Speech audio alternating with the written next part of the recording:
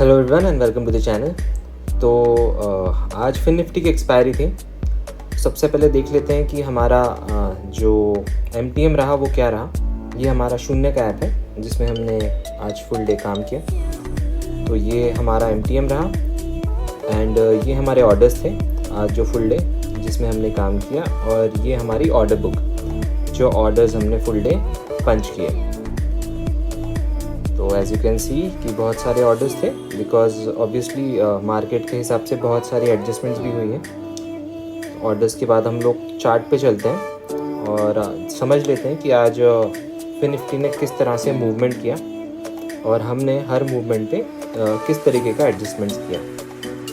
तो सबसे पहले अगर आप यहाँ ध्यान देंगे तो ये और ये दो रेंजेस थी, ये प्रीवियस डे का हाई और लो की रेंज थी जो हम लोग मार्क करके रखते हैं। उसके बाद में आप देखेंगे तो फिन निफ्टी जो था एक माइन्यूट गैप डाउन से शुरुआत हुई, जो हम प्रीवियस डे की जो लो रेंज थी अप्रॉक्सीमेटली वहीं के ही आसपास कहीं उसकी शुरुआत हुई, और उसके बाद में इमीडिएटली उसने थोड़ा सा सपोर्ट लेने की कोशिश की और वो रेंज में अपसाइड गया।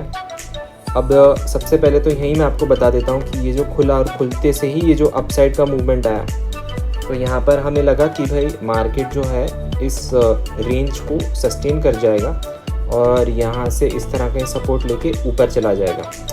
तो उसके अकॉर्डिंगली ही हमने कुछ बुलिश स्ट्रैडल्स हमारे ओपन किए थे अप्रॉक्सीमेटली इसी कैंडल के आसपास, ये कैंडल के टॉप पे। लेकिन जैसा कि आप चार्ट में ऑलरेडी देख ही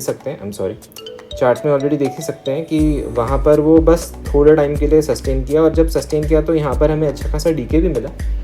लेकिन फिर उसके बाद में इमीडिएटली ये जो लाइक ब्रेकडाउन सा आया, तो ये बहुत ही ह्यूमंगस स्पाइक था पुट साइड में। तो ये स्पाइक ने हमारा ऑब्वियसली पुट साइड के एसएल तो हिट किए ही, लेकिन स्लिपेजेस के साथ हिट किए। स्लिपेजेस मीन्स अगर हमको समझ लीजिए 20 पॉइंट का स्टॉप लॉस देना था तो किसी में 25 पॉइंट्स गए, तो किसी में 28 पॉइंट्स गए।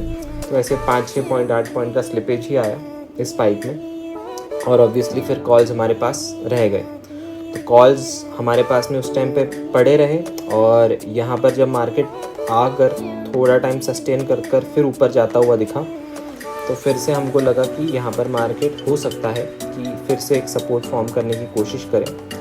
तो हम लोगों ने अगेन यहाँ पर कहीं पर स्ट्रैडल्स फिर से ओपन किए। तो हमारे पास में कॉल्स तो पड़े ही थे, और यहाँ पर एक फ्रेश कॉल्स और पुट हमने दोबारा एंटर किया। तो मार्केट ने उसके बाद में एज एक्सपेक्टेड ये अप और डाउन और फिर अप और फिर डाउन, ये एक रेंज बना के चला। लेकिन रेंज तो अभी हमें एंड ऑफ द डे पे दिखती है, लेकिन उससे पहले हमको ये जो स्पाइक्स रहते हैं, ये अप साइड का स्पाइक और उसके बाद में सस्टेन करके डाउन साइड का स्पाइक, तो ये अप एंड डाउन के स्पाइक में हमारे छोटे छोटे से कुछ स्टॉप लॉसेस हिट हुए। तो यहाँ पर हमारा कॉल साइड का स्टॉप लॉस हिट हुआ, एंड देन उसके बाद में अगेन जब मार्केट यहाँ से नीचे आया तो जो पुट हमारे पास में था वो हमें ब्रेक इवन पे निकालना पड़ा, जिसका हमने यहाँ पर स्ट्रैडल ओपन किया था उसका पुट। तो इवेंचुअली वो स्ट्रैडल पूरा बंद हो गया।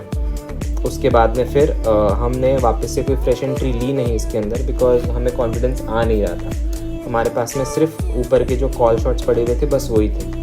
तो उसके बाद मार्केट फिर से नीचे गया, एंड अगेन जब फिर ऊपर आके अगेन वापस नीचे आया, तो यहाँ पर हमने एग्रेसिवली इस बार कुछ पोजीशंस ऐड की, क्योंकि हमने ये समझ लिया कि ये जो मार्केट का लो है और ये मार्केट का हाई है, तो एग्जैक्ट ये सेंटर चल रहा है। तो यहाँ पर हमें एक अच्छी रेंज मिल रही है। तो इस रेंज के अंदर हम ऐसे एक्सपेक्ट कर सकते हैं कि मार्केट नेवरदनलेस ऐसे स्पाइक्स मार कर ही काम करेगा और अप डाउन ही करता रहेगा, और होपफुली किसी भी एक साइड में ट्रिमेंडस ब्रेकआउट आएगा नहीं। तो हुआ वही कि मार्केट जो है वो ऑब्वियसली यहाँ से माइन्यूट ब्रेकडाउन दिया मार्केट ने ज़रूर, लेकिन इवेंचुअली अपने डेज लोस को उसने सस्टेन कर लिया।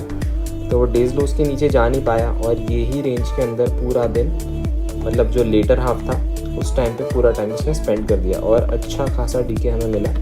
और थोड़ा सा हमने रिस्क लिया हुआ था हैवी पोजीशन साइजिंग का ये वाले एरिया में, तो वो रिस्क पे ऑफ भी अच्छे से हो गया हमको, जिसकी वजह से हमको एक ठीक ठाक सा आज प्रॉफिट देखने को मिला।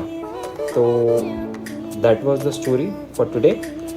आपसे मिलेंगे अगले वीडियो में। Thank you very much.